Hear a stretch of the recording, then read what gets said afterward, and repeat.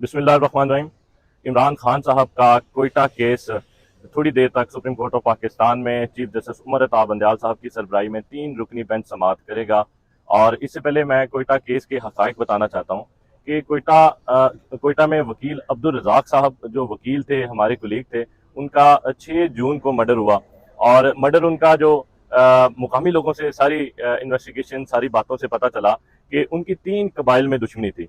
और 3 कबाइल में उनकी डेरा मुराद जमाली से उनका पुराना ताल्लुक था, 3 कबाइल में उनकी दुश्मनी थी और इस दुश्मनी की बिना पे कई अफराद का कत्ल हो चुका था। और इसी दुश्मनी की बुनियाद पे इन्होंने सीबी बेंच जो बलूचिस्तान हाई कोर्ट का है, उधर से अपने केसेस को ट्रांसफर करने के लिए एप्लीकेशन दी रजिस्ट्रार हाई कोर्ट को कि मैं दुश्मनी की बिना पे इधर केसेस नहीं कर सकता, मेरे तमाम केसेस कोयटा हाई कोर्ट जो principal Balochistan high court Quetta में जो प्रिंसिपल जो है सीट है, उधर मेरे तमाम केसेस को ट्रांसफर कर दिया जाए। जो बाद ट्रांसफर भी कर दिए गए। 6 जून को इनका मर्डर होता है।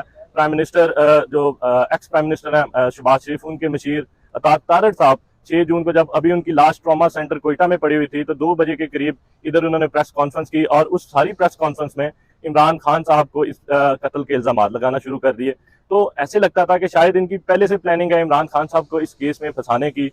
कत्ल के कुछ दिन बाद जो वकील साहब हैं, उनकी दूसरी बीवी ने प्रेस कॉन्फ्रेंस की मुकामी तौर पे डेरा मुराद जमाली में कि मेरे जो खामद हैं उनको मेरी ही अपनी फैमिली ने कत्ल किया है।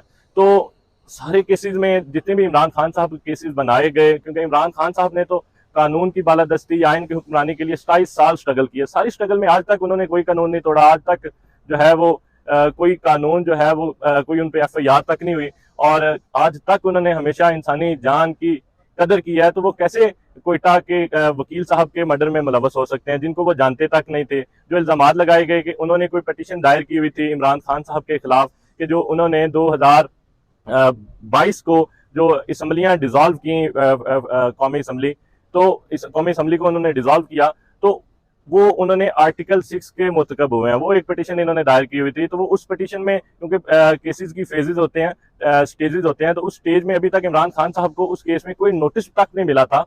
तो उनको इस केस में फंसाना सरासर एक बिल्कुल ज्यादती थी कि सारे केसेस जो 200 के करीब बना दिए गए वो झूठे, फर्जी और बेबुनियाद केसेस थे। उसी तरह एक कोयटा में जो खानदानी दुश्मनी की वजह से वकील साहब मर्डर हुए, वो भी केस इमरान खान साहब पर बना दिया गया। तो हमें इस मुल्क की सबसे बड़ी अदालत सुप्रीम कोर्ट ऑफ पाकिस्तान से उम्मीद है कि इस केस में जो देखें, मुअज़्ज़ज़ अदालतें भी जानती होती हैं हकाइक क्या है। तो हकाइक में जब उनको पता चलता है कि इमरान खान साहब इस सारे मामलात में बेगुनाह है, तो वो फिर मेरिट पे फैसला करती हैं। हमें अदालतों से उम्मीद है कि इस मामले में इंसाफ करेंगे इमरान खान साहब के साथ और उनको बेगुनाह जो है वो करार दिया जाएगा। दूसरा मैं आपको बताऊं कि हमारा जो तोशाखाना केस जो कल सुप्रीम कोर्ट ऑफ पाकिस्तान में भी उसकी हियरिंग थी, आज जो है 12 बजे इस्लामाबाद हाई कोर्ट में लगा हुआ है।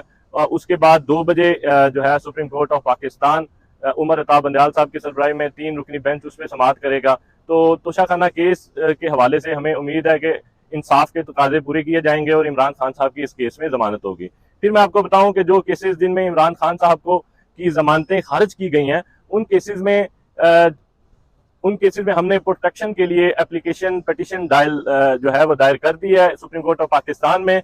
हमें उम्मीद है कि हमने जो इस्तदा की हुई है कि इमरान खान साहब की गैर कानूनी गिरफ्तारी के बाद एक ऐसा केस जो बोगस केस बना के उसको 5 अगस्त को जल्दी और उजलत में फैसला दे दिया गया और इमरान खान साहब को अटक जेल में बंद कर दिया गया।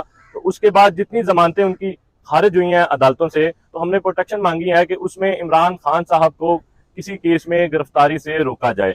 तो हमें इंसाफ की उम्मीद है। इंशाल्लाह आज का दिन बहुत जो है वो अहम दिन है। इंशाल्लाह हमें उम्मीद है कि हक और सच के फैसले होंगे।